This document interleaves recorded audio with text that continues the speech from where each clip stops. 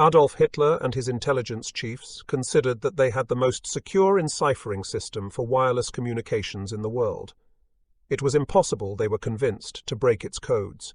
It consisted of a machine that looked like a bulky portable typewriter in a varnished wooden case measuring 7 by 11 by 13 inches. The letters on the keyboard were arranged like those on a typewriter, but there the similarity ended. There were no numbers or punctuation marks, and on a deck behind the keyboard, the 26 letters of the alphabet appeared in alphabetical order in 3 rows. When an operator punched a letter on the keyboard, one of the letters on the deck lit up, but never the letter the operator punched, and if the operator punched the same letter another time, yet another different letter lit up. As the operator worked, an assistant wrote down the letters as they appeared on the deck, and what he put down looked to be merely a jumbled collection of meaningless letters. The assistant then transmitted the jumble of letters in Morse code by wireless. Equipped with the same type of machine, the operator for whom the message was intended typed the jumbled letters onto his keyboard, whereupon they appeared on the deck in the same order in which the original operator had typed them and spelled out a meaningful message. Like almost any transmission by wireless, the jumbled message could be intercepted. Yet it could be decoded, in theory, only by someone equipped with the same type of machine, and even then the decoder would have to know what particular setting the sender had used on his machine that day, for there were literally millions of possible settings. By late 1944, the Germans were changing the settings at least once a day, and there were different settings each day for each of the services that used the machine: the Army, the Navy, Luftwaffe, SS, Gestapo, and such civilian services as the Reichsbahn, German state railroads. The machine was known as the Enigma, named after the Enigma variations in which the British composer Sir Edward Elgar described his friends in musical cipher. A Dutchman invented and patented it in 1919, but when he was unable to build a marketable machine, he sold the patents to a German engineer and inventor, Arthur Scherbius. As successfully designed and developed by Scherbius, the machine was intended for commercial use to protect business secrets. By the time Hitler came to power in the early 1930s, the Enigma had been vastly improved. The reforming and expanding Wehrmacht adopted the machine as its basic enciphering device and continued to increase its capabilities and complexity while retaining its compactness and portability, which made it ideal for use in the field. As Hitler began his preparations for Wacht am Rhein, it was apparent that somehow the Western Allies were obtaining German secrets, but so convinced was Hitler of the security of the Enigma and as a dictator, so obsessed about traitors that he attributed the leaks to some spy within his inner circle of advisers. Yet for something so vital as Wacht am Rhein, he could take no chances. He forbade transmission by telephone, telegraph, or wireless of any information that could in any way be connected with the offensive, including the supposedly deceptive code name he himself had coined. Anything dealing specifically and identifiably with the offensive had to be transmitted by Officer Courier, the Gestapo on his tail, and all else had to be justified by another code name, Abwehrschlacht im Westen, defensive battle in the West, which was already in use for the fighting around Aachen. To justify to foe and uninitiated friend alike the massing of men and supplies, the German command pointed to the imminent American offensive to be launched from positions near Aachen toward the Rhine and the industrial region of the Ruhr. The first paragraph of almost every movement order contained the words, "in preparation for the anticipated enemy offensive." When the 6th Panzer Army, for example, had completed its organization and its SS Panzer divisions were refitted and prepared to move west of the Rhine, an entry in the war diary of von Rundstedt's headquarters, known as Oberbefehlshaber West or OB West, read, "There can be no doubt that the enemy will commit maximum strength and maximum material to force the breakthrough to the Rhine. Our own defensive measures must be attuned to this. Hence the Commander-in-Chief West will order the transfer of 6th Panzer Army to the OB West Theatre on the 7th of November. Then the 6th Panzer Army moved, not into the Eifel whence it was to launch its attack, but onto the open plain near Cologne at which the Americans were to aim their November offensive, and there the Germans intentionally bungled their security, parading their preparations before the eager eyes of Allied intelligence.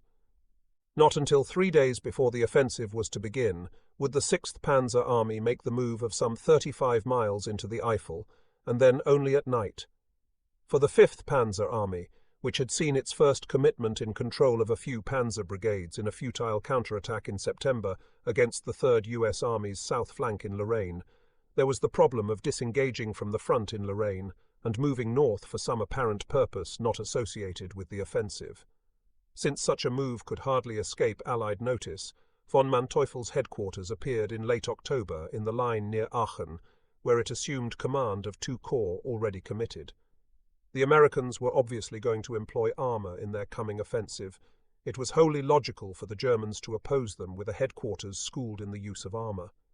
The shift of the 5th Panzer Army served an added purpose, in that it halved the sector then held by General Brandenberger's 7th Army, which to that point had been responsible for both the Aachen sector and the Eifel. Von Manteuffel's entry into the line left Brandenberger responsible only for the Eifel, a reality to which Allied intelligence was long accustomed. Who might suspect that the 7th Army had a new mission? As the target date for the German offensive approached, it became essential to pull von Manteuffel and his headquarters back from the line in preparation. To mislead the enemy, the headquarters of the 15th Army, which had been responsible for the sector opposite the British in the Netherlands, secretly relieved the headquarters of the 5th Panzer Army and assumed an alias, Gruppe von Manteuffel, in the process getting into a proper position for mounting an attack in support of Wacht am Rhein. In the Netherlands, the headquarters of the 25th Army, which took over from the 15th Army, called itself the 15th Army, while a bogus headquarters calling itself the 25th Army pretended through false wireless traffic to be assembling west of the Rhine near the assembly area of the 6th Panzer Army. When pulled from the line, von Manteuffel and his headquarters hid behind the innocuous name of Feldjägerkommando ZBV, Military Police Command for Special Assignment.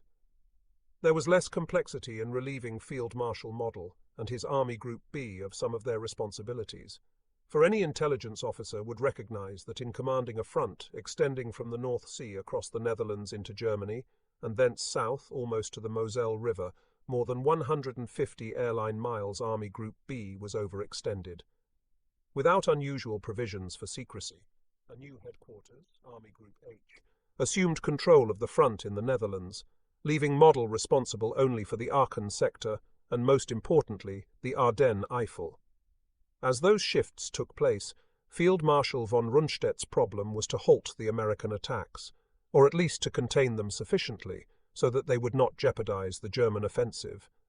There was some space to be traded for time in the south, where on November 8th the 3rd U.S. Army began to attack from the vicinity of Metz, aimed at gaining the German frontier and penetrating the west wall in the Saar-Palatinate, that corner of Germany lying in the angle between the Moselle and the Rhine.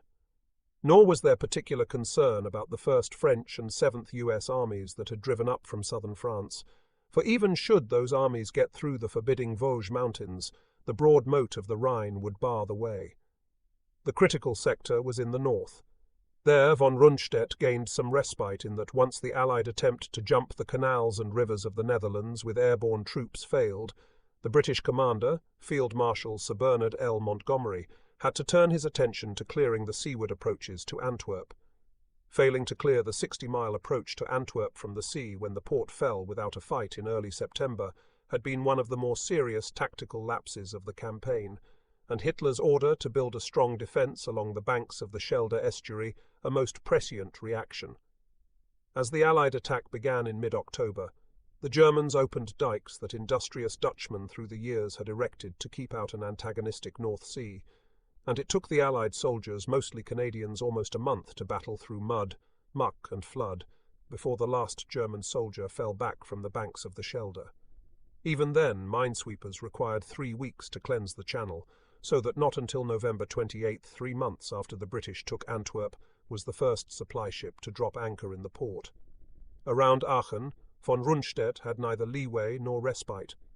As the 1st and 9th U.S. armies began their offensive there on November 16th, the jump-off line was in some places no more than 6 miles from the Little Roer River, the only obstacle remaining before the open plain comprising the last 25 miles to Cologne and the Rhine. To be sure, the American command had aided von Rundstedt during October and early November by attacking with inadequate strength to clear a vast stretch of woodland south and southeast of Aachen, an extension of the forests of the Ardennes and the Eifel, known as the Hurtgen Forest. As the Americans attacked, they ignored the fact that on the upper reaches of the Roer River, the forest concealed two big dams, the Schwammenauel and the Urftalsperre. Should the Germans blow the dams, they could produce a single destructive flood wave in downstream lowlands, where the Roer marks the start of the Cologne Plain, or by calculatedly releasing the waters slowly, a flood that might last for 2 weeks or more to prevent crossings of the Roer, or trap any force that had jumped the river. Those dams thus were of critical importance to von Rundstedt, for even should his defence falter in front of the Roer, he could still gain at least 2 weeks on behalf of Hitler's offensive by manipulating the waters of the river. Conversely, and unknown to von Rundstedt, the American command was belatedly to become aware of the importance of the dams. Just 3 days before the German offensive began, the First Army was to mount an attack to seize them, an event that was to have an effect on Hitler's offensive far out of proportion to the number of American troops involved. In the end, the German defence held. It was a remarkable achievement, accomplished as part of a resurgence that some Germans, in remembrance of World War I's Miracle of the Marne, referred to as the Miracle of the West. Lashed by Hitler's ambition and regimented by the rigorous discipline of the police state, Nazi Germany and its army during the fall of 1944 demonstrated a resilience not unlike that of the giant Antaeus in Greek mythology, who regained his strength whenever he touched Mother Earth. During the last half of 1944, the German army refitted the skeletons of 35 divisions that had been stripped of flesh on either the eastern or western front, and built 15 new divisions. With a salam to the German people, das Volk, Hitler traded on national pride by calling them Volksgrenadier, People's Infantry divisions, an honorific previously reserved for infantry divisions that had performed with extraordinary ability and valor. In selecting that name, Hitler drew an unanticipated intelligence bonus. Only recently he had issued a public decree calling for a levy of the rank and file of the German people to flock to the defense of the fatherland. He called that force the Volkssturm, and both the Supreme Allied Commander, General Eisenhower, and the commander of the 12th Army Group, Lieutenant General Omar Nelson Bradley, who was responsible for the Ardennes, confused the two, seriously underestimating the capabilities of what they termed the new Volkssturm divisions. Some of the new and refitted divisions had to be returned to the Eastern Front, and some helped hold the line in the west, but others joined the 4 SS Panzer divisions as part of the Führer's strategic reserve. Without Hitler's knowledge, von Rundstedt used a few of the divisions to relieve others temporarily, so that they might be pulled from the line for quick rehabilitation before the offensive, but few of them stayed in the line for long. With Hitler's approval, some of the newly formed General Support Artillery and rocket units were employed at some length, in the process eating into ammunition reserves stockpiled for the Ardennes, but at the same time gaining battle experience. So too, 10 to 20,000 men who might have helped fill the strategic reserve had to fight as individual replacements in the defensive battles. Yet in the end, of 28 divisions specifically designated for the offensive, only an SS Panzer division, a Volksgrenadier division, and 2 Panzer divisions were never able to get out of the line for the refitting necessary for participating in the offensive. The process of getting the others ready, plus 2 reinforced brigades, nevertheless pushed forward Hitler's target date another 5 days, to December 15th. That the soldiers making up the new and refitted divisions bore little resemblance to the well-trained, thoroughly indoctrinated, splendidly equipped troops that had swept out of the Ardennes in 1940 was obvious to all. It was only with moderate hyperbole that General Dietrich, who had a reputation for grousing, complained of divisions filled mainly with kids and sick old men. But even though under the new decrees 16- and 17-year-olds were liable for service, few below the age of 17 were actually assigned to army combat units, although there were many under that age and even younger who served as volunteers or quasi-volunteers in the SS divisions. So too, even though men through age 60 were theoretically liable for service, few of anywhere near that age were actually called, and seldom did a man over 45 find himself in a combat unit. The principal weakness of the troops was a lack of training for those men only recently called up, and for the thousands upon thousands hastily transferred from the Navy, the Luftwaffe, and rear echelon assignments. Yet the numbers, at least a total of more than 250,000 for the first wave, were impressive, and there was still a residue of considerable size of combat veterans and hard-nosed non-commissioned officers to infuse flint into the new and refitted formations. In equipment, the most serious shortage was motor transport. Even the best-equipped divisions had no more than 80% of the vehicles called for under their tables of equipment, and one Panzer Grenadier division had 60 different types of motor vehicle. Providing spare parts for such a fleet would have been a nightmare, but there were few spare parts for vehicles in any case. Another Panzer division, the Panzer Lehr, so named because it had originally been a training demonstration division, had only enough half-tracks to transport one of its Panzer Grenadier battalions. The others had to use trucks or bicycles. On the other hand, the amount of artillery the army managed to amass was impressive. There were 9 of the new artillery units, known as Volksartillerie Corps, each equipped with 50 to 100 pieces, and 7 of the new rocket, or Volkswerfer, brigades, each with more than 100 rocket projectors, and both types of units were fully motorized. The difficulty with those and other corps and army artillery units was that the guns were of varying caliber and even manufacture. There were, for example, more than a smattering of French and Russian pieces. That complicated ammunition supply. The total of all general support artillery and rockets was 1,900 pieces, a powerful array, and that was in addition to artillery organic to the divisions. Much of the divisional artillery was horse-drawn, but the German soldier had long been accustomed to that. While the Eastern Front and other parts of the Western Front starved through the fall for want of armoured vehicles, Hitler allotted to Army Group B and the Strategic Reserve 2,168 tanks and assault guns. German statistics always lumped the two together. Most of the assault guns were a lightly armoured, self-propelled, high-velocity 75mm piece, which was an effective anti-tank weapon as well as a superb weapon for supporting infantry in the attack. Since some 700 tanks and assault guns had to be held, at least for a time, with the 15th Army for the projected attack in support of Wacht am Rhein, that left approximately 970 for the opening wave of the offensive and around 450 for the follow-up force. Hitler's beloved SS Panzer divisions had priority on those. The total numbers available fell short of the 2,500 that had participated in the Blitzkrieg through the Ardennes in 1940, but it was a powerful force nevertheless. As expected, it was in tactical aircraft that the Germans were weakest.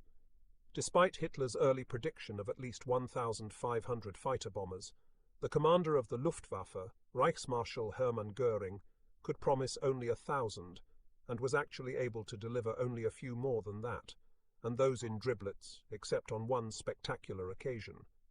That figure bore no comparison with the 2,000 available in 1940. Those forces were all that Hitler could muster for an offensive in the 6th winter of the war. Given the condition of the Third Reich by that time and the vast superiority in men, weapons, and equipment of its enemies, to assemble even that much while still fighting on 2 fronts was an exceptional achievement. That the numbers were no fewer was attributable in large measure to the defensive stand of a presumably defeated German soldier who had regained his strength upon touching Mother Earth, and to the performance of his leaders, the old soldier Gerd von Rundstedt and the Lion of Defense Walter Model.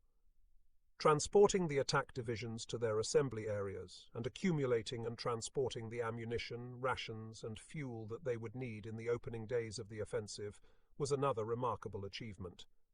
By Hitler's order, the assignment went to General Jodel's chief, the head of the OKW, Field Marshal Keitel. Under a head of state less unorthodox than Adolf Hitler, an officer in Keitel's post would have been in the forefront of the strategic and tactical planning for the offensive. But Hitler himself had all but usurped that role, and Keitel was not a man to press his prerogatives with his Führer. Some made a pun on his name, calling him Lakeitel, meaning little lackey. Yet the head of the OKW was an efficient administrator, and he brought to the logistical assembly for the Ardennes that not unworthy talent. The workhorse of the build-up was the Reichsbahn. By 1944, the state railroad system was so thoroughly tied in with the Wehrmacht that it was in essence an adjunct of the military. Ever since the swift and massive concentration for the Franco-Prussian War in 1870, which had astounded the world, The German General Staff had looked to the railroads as the basic instrument for strategic concentration, which explained the creation of spur lines into the Eifel before the Great War. In preparation for the Ardennes offensive, engineers reinforced the pillars and supports of all the rail bridges over the Rhine, lest some lucky hit by an Allied bomb should send an entire bridge crashing into the water. A lucky hit it probably would have been, for Allied airmen considered bridges of any kind to be one of the most difficult of targets. Ringed with multiple batteries of flak guns, the bridges over the Rhine were doubly inaccessible, and throughout the fall of 1944, as official priority focused on other targets, Allied airmen made no concentrated effort to take out the Rhine bridges. For the trains themselves and the marshalling yards, there was no such immunity. Yet darkness and rain, or a sky heavily overcast, were all elements basic to Hitler's entire plan. Each train carried its own anti-aircraft guns, which tended to keep the Jabos, as the Germans called Allied fighter bombers, at high and usually ineffective altitudes. And the cabs of locomotives had long been plated with armor to cut down on casualties from strafing among engine crews. For the final run across the Rhine into the Eifel, engineers timed their movement for an overnight trip, and if anything untoward intervened, there were a number of tunnels in which to hide until bad weather or nightfall came again. Labourers were so organised for quick repairs at the marshalling yards that seldom, even after a heavy air attack, did bomb damage interfere with operations for longer than 48 hours. The fact that through much of the fall Allied airmen made German oil production, rather than transportation their number one target, also helped the railroads. The campaign against oil had its effect, although not nearly to the extent that Allied analysts perceived. By stringent rationing, by drawing on stockpiles, and by taking extraordinary measures to bring oil from Hungary, except for synthetic oil plants, the only source remaining, Keitel managed to meet the anticipated requirement of not quite 5 million gallons, but about half of that would still be on the east bank of the Rhine as the offensive began. There was no intent to rely on captured Allied stocks of gasoline. Any such stocks would be a bonus, for sufficient supplies were on hand. Yet that was not to say that there would be no problems in getting fuel forward to the troops who needed it. In trying to keep the offensive secret, moving the German fighter aircraft westward, however few in numbers, posed a special problem. Any careful observer of the air scene during the early weeks of autumn could have discerned that the Luftwaffe had virtually abandoned close air support for the Western Front in order to concentrate its available aircraft for defense of the industrial centers. Since Allied air attacks against the homeland continued without let-up, any move of fighter aircraft back to the west would appear to be odd. In the event, Reichsmarschall Goering failed in his attempt at secrecy, but how the Allied command reacted to the failure was another matter. Toward the end of the first week of December, corps commanders who were to be involved in the offensive were at last let in on Hitler's secret, and on the 10th, the division commanders. Late the next afternoon, von Rundstedt, Model, von Manteuffel, and approximately half the corps and division commanders, the others were to be called in the next day, gathered at von Rundstedt's headquarters in Ziegenberg Castle. Ordered to divest themselves of their sidearms and briefcases, they boarded a bus, which began a circuitous tour in darkness and rain through the countryside, lasting half an hour, and ending finally at the Adlerhorst, actually a 3-minute ride from Ziegenberg Castle. Dismounting, the generals passed between a double row of armed SS guards, standing rigidly to attention, and descended into a deep underground conference room. As they sat down around a large square table, an SS guard assumed a position behind each chair, glowering with a ferocity that made at least one of the generals, Fritz Bayerlein, fear even to reach for his handkerchief. Entering with Keitel and Jodl, Hitler took a seat at a long, narrow table at one end of the room. He was, von Manteuffel noted, a broken man with an unhealthy colour, a caved-in appearance. His hands trembled, and to von Manteuffel, who had seen him less than a fortnight earlier, he appeared to have aged even in that short time. His body seemed still more decrepit, and he was a man grown old, completely overworked and tired. Yet when Hitler began to speak, his appearance changed. A kind of fire came into his eyes, and as his speech gathered momentum, he grew ever more forceful. For more than 2 hours he harangued his audience, speaking extemporaneously of German history, German destiny, the glories of Frederick the Great, the absolute necessity for Lebensraum for the great German people, the virtues of what he called the preventive war he had begun in 1939, the necessity for a nation to display not only toughness, stubbornness, and endurance, but also daring, to make it clear to the enemy that whatever he would do, he will never be able to count on a capitulation, never, never, never. People had doubted him over Austria, over Czechoslovakia, over France, but he had triumphed, and he would triumph again. It was then that he began his tirade about the strange bedfellows the war had aligned against Germany, ultra-capitalist states on one side, ultra-Marxist states on the other. A great victory would bring down this artificial coalition with a crash. The next day, as Hitler briefed his second set of generals, he granted his commanders a minor concession, a 24-hour postponement for last-minute preparations at the front. Nulltag, literally 0 day, the jump-off date, was set for Saturday, December 16th. There was to be no further postponement. The naming of a final target date set in motion a plan previously worked out in meticulous detail for a 3-day movement to forward assembly areas. A plan based in large measure on the secrecy achieved in preparation for a number of German offensives in World War I and for the concentration in 1940. Although the troops were to be told nothing of what they were about to do until the night before the jump-off, the Volksdeutsch, ethnic Germans from Alsace and other border regions, had already been combed from the combat units, lest they go over to the enemy with some small but revealing knowledge of what was to come. Troops marched only by night, taking cover by day in forests, and cooking only with charcoal fires. Special security detachments prowled in search of anybody who violated camouflage discipline. Patrolling on the existing front line was restricted to the most trusted soldiers, lest somebody who had observed more than he should might desert. There was to be no increase in artillery fires above the norm. Those troops not already in the line, a few of the Volksgrenadier divisions had already relieved units not scheduled for the offensive were allowed to advance at first, no closer than 12 miles toward the front, then to move progressively forward over the last 2 nights, first to a line 6 miles from the front, then 2. In concern for the noise created by tanks and in recognition of their mobility, the restraining line for panzer units was farther to the rear. On the last 2 nights, as tanks and artillery pressed closer to the front, troops covered the roads with straw to muffle the sound, and planes flew low over American positions in hope of concealing, or at least disguising, the noise. To 18-year-old Pievertar Helmut Stiegeler, the snow and the cold reminded him that Christmas was only a short time away.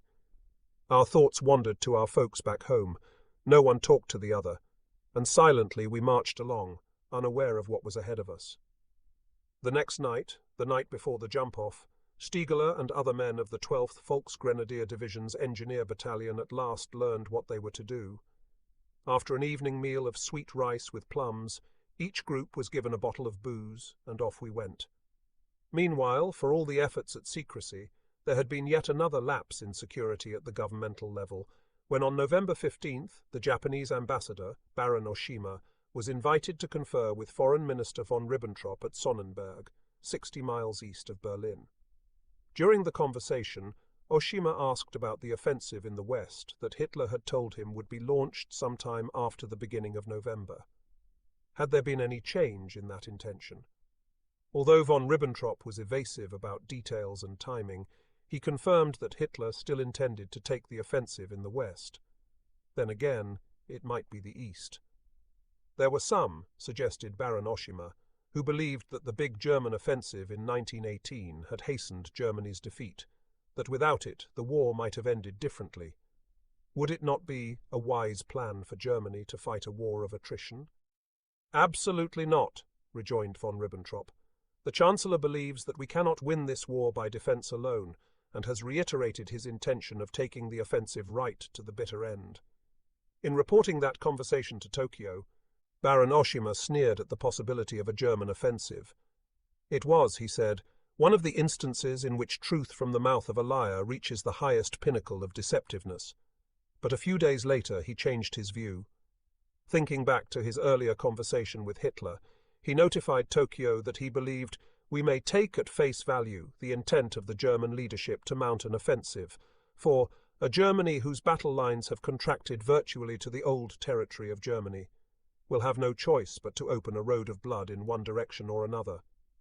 And probably, he added, in the West. As always, those two messages from Oshima to his government were soon on the desks of intelligence officers in the Pentagon. He who defends everything, Frederick the Great used to admonish his generals, defends nothing. During the fall of 1944, the Supreme Allied Commander, General Eisenhower, had 65 infantry, airborne and armoured divisions with which to cover a front extending from the North Sea to Switzerland, a distance, not counting local twistings and turnings, of over 500 miles. Had he divided the front equally among his divisions, each would have been responsible for just over 7 miles, which would have constituted a fairly cohesive linear defence. Yet what if the enemy should penetrate the line? Where was the reserve to eliminate the penetration? Besides, nobody won wars by defence alone. The problem was how to gain sufficient strength for an attack. Eisenhower's solution was to concentrate his forces within 2 sectors, where the terrain was most conducive to advance. One concentration south of the Ardennes pointed toward the Saar industrial region. The second, and larger, north of the Ardennes pointed toward the Ruhr. To make those concentrations possible, he employed only minimal forces to defend the other sectors, particularly in Alsace and the Ardennes.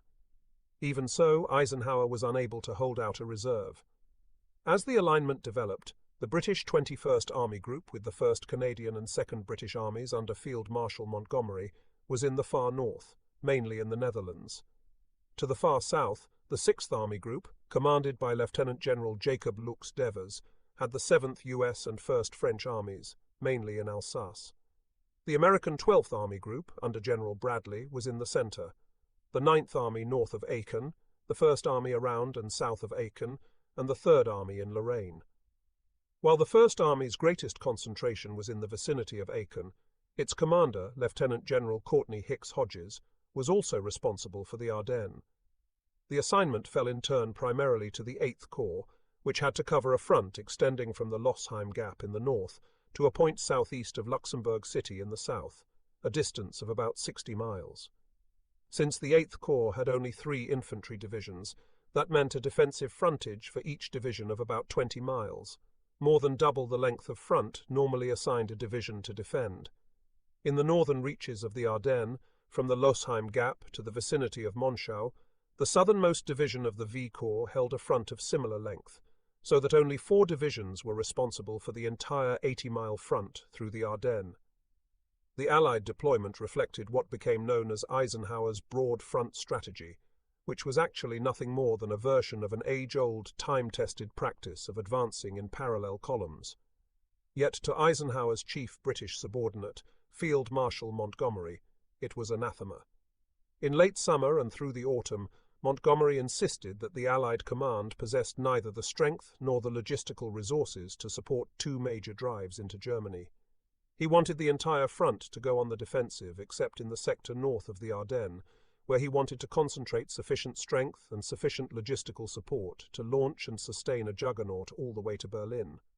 It was a proposal not without reason or merit, but Montgomery, who was inclined to argue his proposals in imperious tones, weakened it by insisting that the entire attacking force, to be composed of British, Canadians and Americans, be under his command, indeed that he be designated as overall ground commander for the entire Western Front.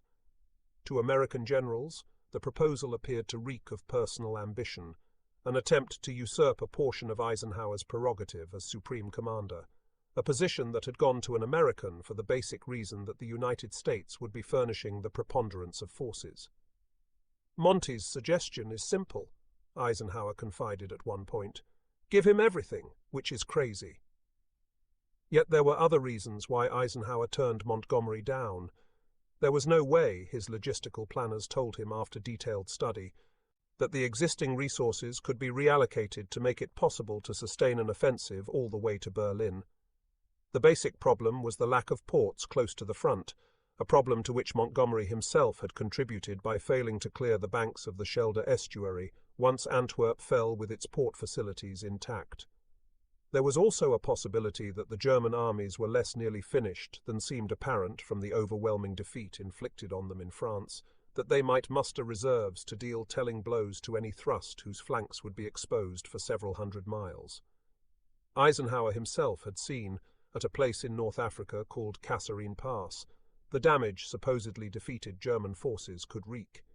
It was a serious difference of opinion, one replete with rancor.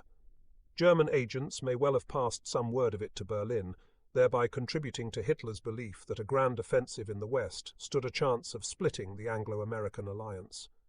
Yet for all the rancor, the fact was that it was nothing more than a difference of opinion between a commander and a subordinate, albeit the two senior field commanders of the two principal powers in the Allied coalition. But those were two powers that had achieved a degree of cooperation and coordination never before known in coalition warfare. Although serious differences of opinion and such human failings as national chauvinism and personal antagonism well might recur under the impact of severe adversity at the front, would even the spectacle of the two senior commanders coming to blows be sufficient to wreck such a close-knit coalition? The exchanges between Eisenhower and Montgomery over strategy and command occurred at a time of heady optimism, an optimism reflected in intelligence reports at every level. In late August, for example, the G2 at Eisenhower's Supreme Headquarters, Allied Expeditionary Force, SHAEF, Major General Kenneth W.D. Strong had written, 2.5 months of bitter fighting, culminating for the Germans in a bloodbath big enough even for their extravagant tastes, have brought the end of the war in Europe within sight, almost within reach. It was a view the Supreme Commander himself fully shared. The defeat of the German armies is complete, he noted a few days later in the course of dictating an office memorandum, and the only thing now needed is speed. At headquarters of the 1st U.S. Army, the G2, Colonel Benjamin Alfred Dixon, saw political upheaval within Germany or insurrection within the Wehrmacht as likely to hasten the end of the war. The commander of the First Army, General Hodges, had sent General Bradley a bronze bust of Hitler taken from a house in the Belgian border town of Eupen, and told the commander of the 12th Army Group that, given ample ammunition and an additional division, the First Army would deliver the original in 30 days.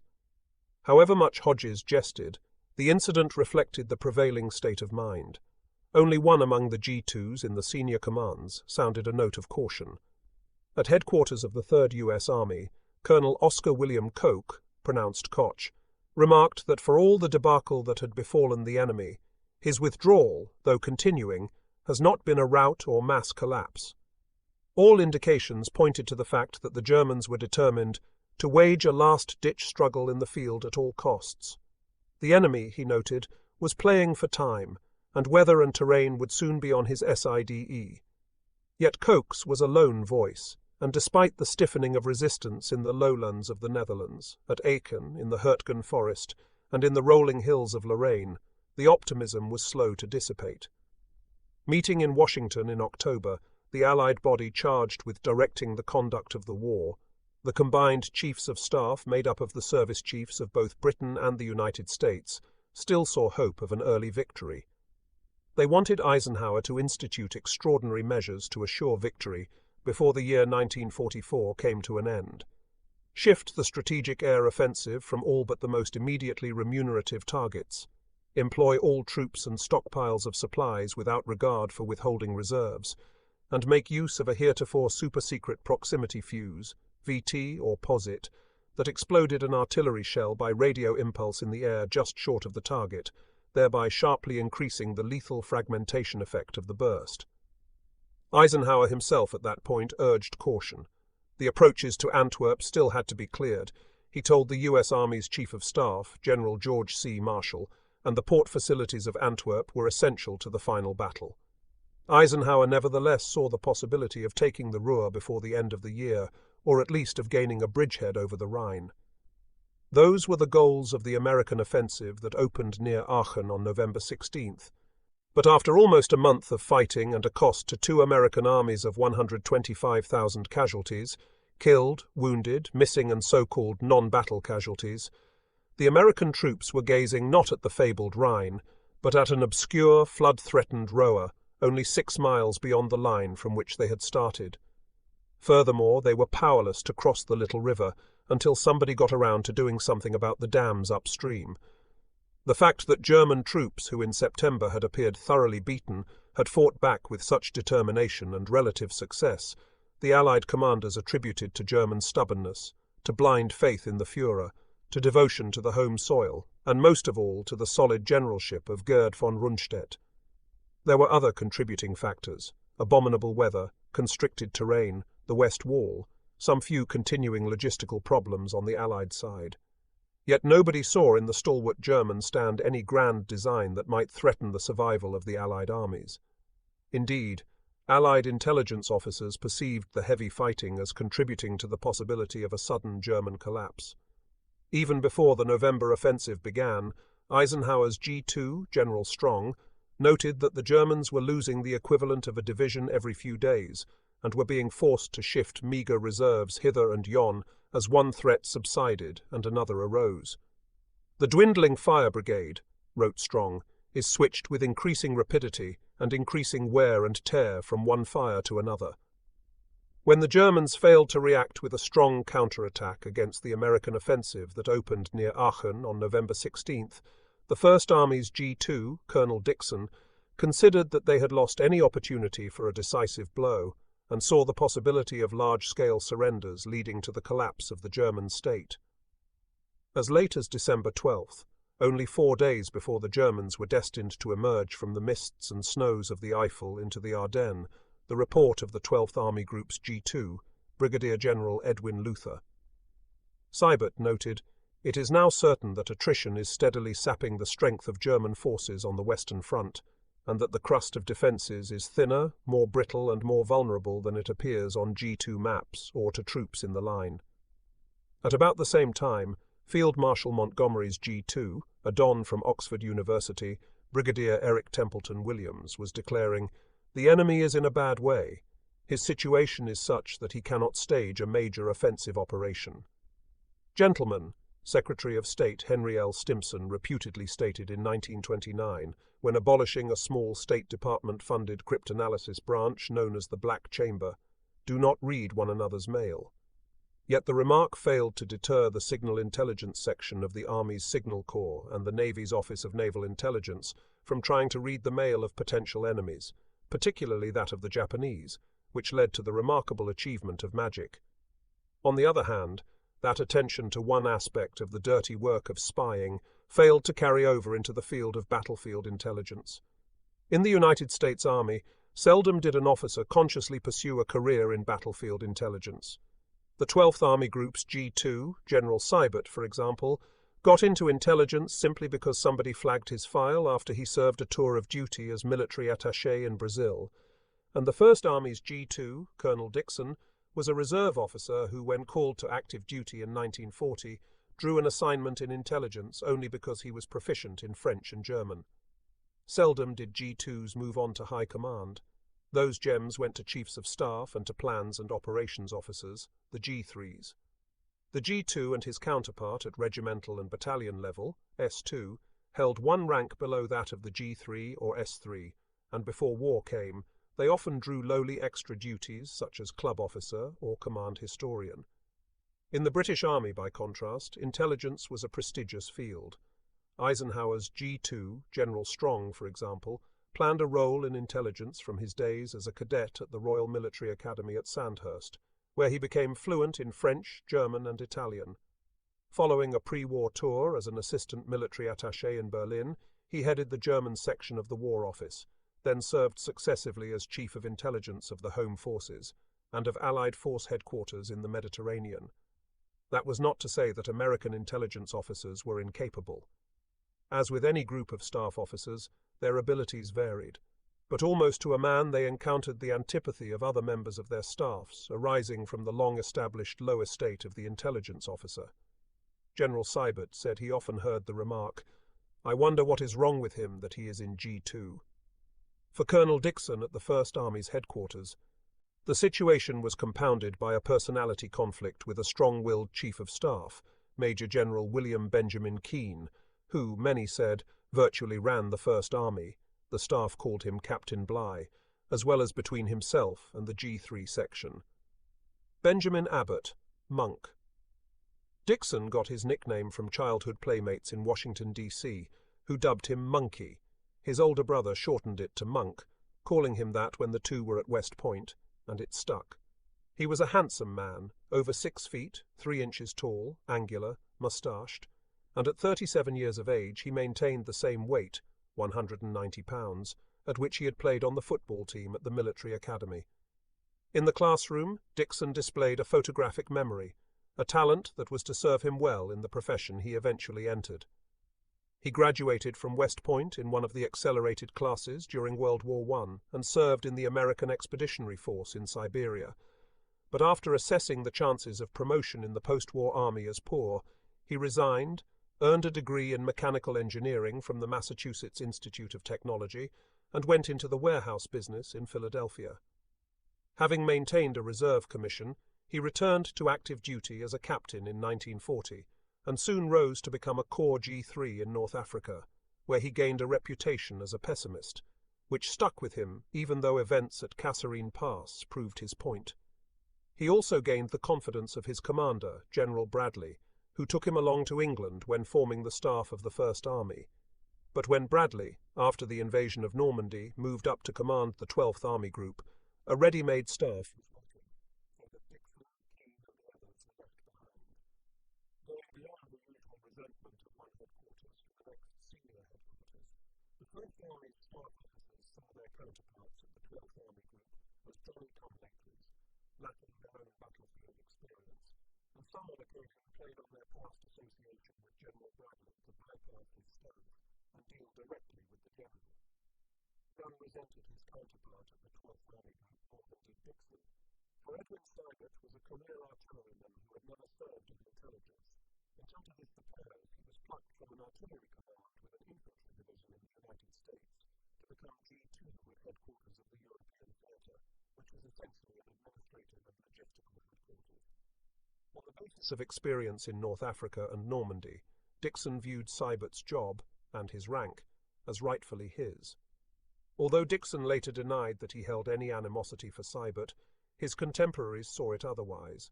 One remarked that he hated Seibert, and the latter reciprocated. Whether for that reason or for some other, coordination between the G2 sections of the First Army and the 12th Army Group was minimal.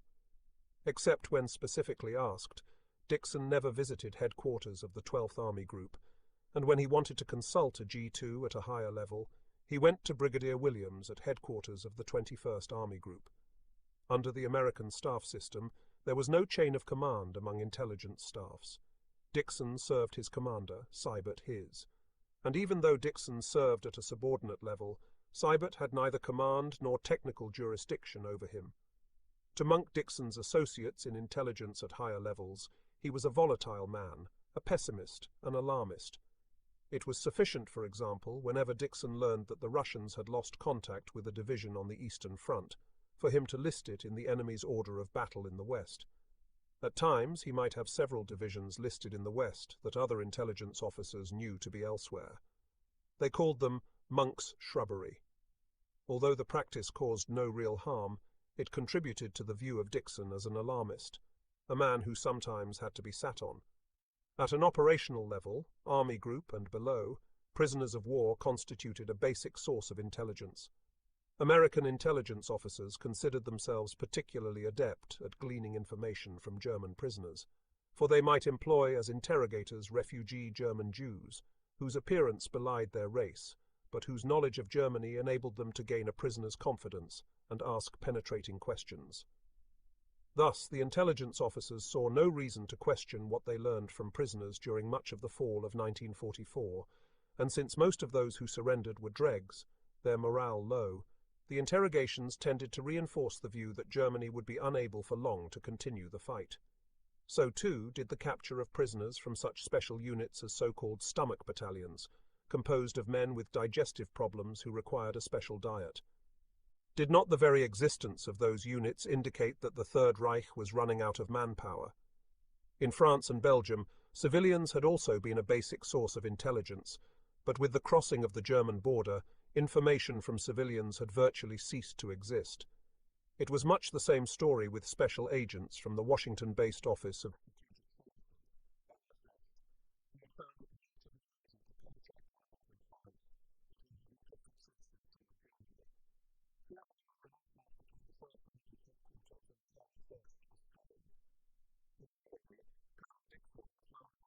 agents to be individualistic, their demands on the Army's communications too heavy, and he had convinced General Hodges to kick them out, with the exception of a small section under Captain Stuyvesant Wainwright that engaged in counter-espionage and anti-subversion.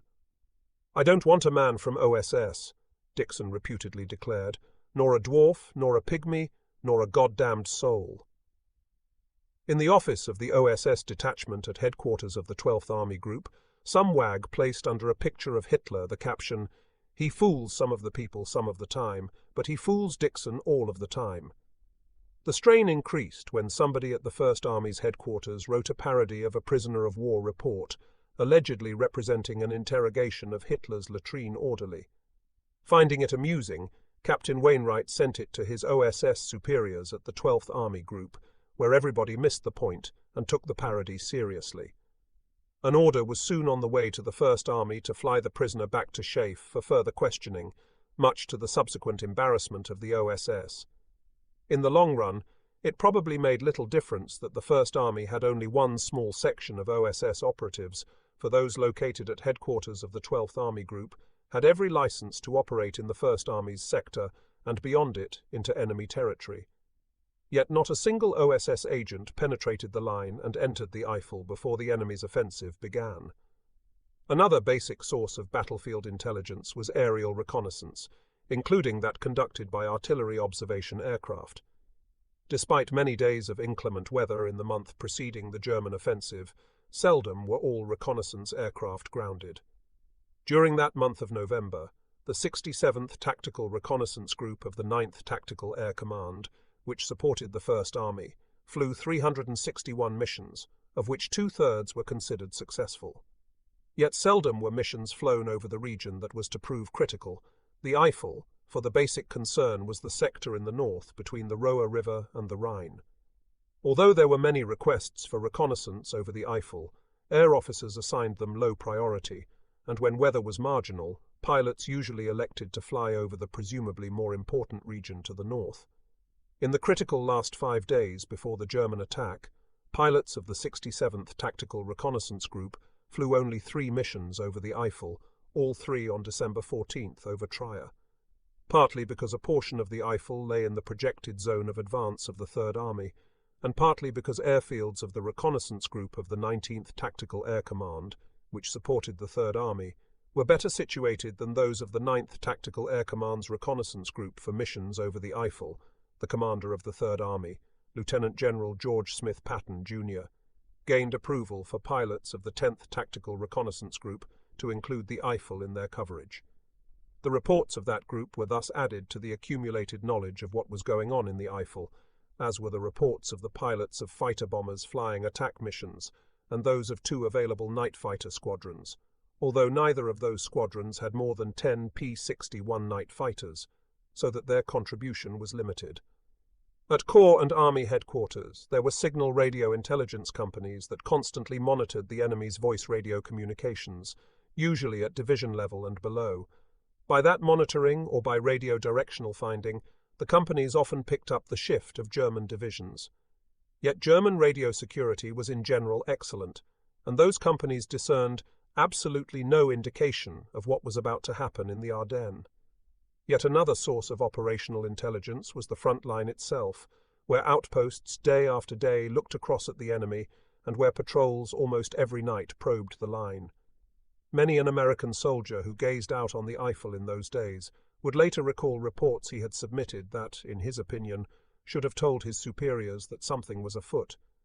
But in most cases he was unaware of the various sieves the information he provided had to pass through.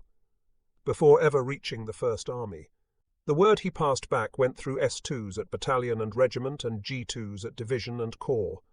Each in his turn evaluated the message, reflecting in the process his own preconceptions, his own appreciation of the enemy situation, so that in the end many a front-line soldier's report failed to go much beyond the regimental level, and when it did, it might be deflated by an S2's or a G2's observation about it. When on December 12th, for example, a front-line regiment reported hearing tanks, the Division G2 noted, "No confirmation, may have been tracked vehicles." At the optimum, operational intelligence worked in 2 ways, up and down. Subordinate units passed up such information as they gleaned and deemed important, while G2s at higher commands passed information back down, in the process taking advantage of their broader knowledge as evaluated and correlated from more diverse sources. One of those sources was strategic intelligence, and in that field the Allied command had a special capability. "A sonnet written by a machine," wrote a brilliant young British mathematician, Alan Matheson Turing, "will be better appreciated by another machine." Turing was a person with the unpredictable waywardness of genius. He once changed all his money into silver, melted it down into ingots, buried them, and never could recall where he had left them. As war came to Europe in 1939, young Turing, described as having long hair, rumpled, and dirty clothes, a graduate of Cambridge University and of the Institute of Advanced Studies at Princeton University, was a member of a team made up primarily of Cambridge dons assembled for the specific purpose of attacking the German enciphering machine, the Enigma. The dons proceeded on a variation of Turing's theory of the sonnet. A riddle created by a machine can best be solved by another machine. Turing and his colleagues worked under the cover of a technically non-existent government code and cipher school. It was based in a modest, though architecturally flamboyant, pseudo-Tudor Gothic mansion known as Bletchley Park, located in Buckinghamshire outside the grimy railway junction town of Bletchley, some 50 miles northwest of London. Most of the work took place in Hut 6, one of several temporary wooden buildings erected on the grounds of the estate. The work at Hut 6 received strong assistance from Polish cryptanalysts, who in the years before the war had enjoyed a modest success in breaking some of the ciphers of the early Enigma machines by means of a machine they called the bomber, a combination of 6 enigmas joined together. As war neared, the Poles turned over both to the British and to the French a Polish-constructed copy of the Enigma along with plans and drawings of the bomb. By the spring of 1940, Turing and his colleagues had built the first of what was destined to be a series of ever more complex machines designed to attack the Enigma. It was a large copper-colored cupboard, about 6 feet tall, which on first glance looked like an oriental goddess. They called it the Mark I Heath Robinson, after a satirical British cartoonist who drew weird, fanciful machines supposedly capable of extraordinary feats. But they usually referred to it by the original Polish name, the bomb. It was a forerunner of the computer, yet not a true computer, for it worked on electromechanical rather than electronic principles and had no memory. Once wireless interceptors picked up an enemy signal, it was copied onto a tape and fed into the bomb, which proceeded at a speed far beyond that of the human mind to determine which of the more than 1 million keys or variations of them had been used to encipher the message. For all the miraculous ability of the bomb, it had to have extensive human help. That was where the cryptanalysts came in, for through long months of working with Enigma intercepts and creating a vast databank of intercepted signals, they had discerned certain patterns in the transmissions. They had early learned, for example, that the letter punched by the operator never showed up in the encoded message as the same letter. Thus X or Y or whatever could represent only one of 25 letters, not one of 26. They had also learned to capitalize on the laxity of the German operators, many of whom, after setting the machine and closing it, selected as the day's key the 3 letters that were visible in windows on the lid, and the operators dutifully repeated the key at the start of every message they transmitted. Constant repetition of the key could in time mean something in regard to the overall code.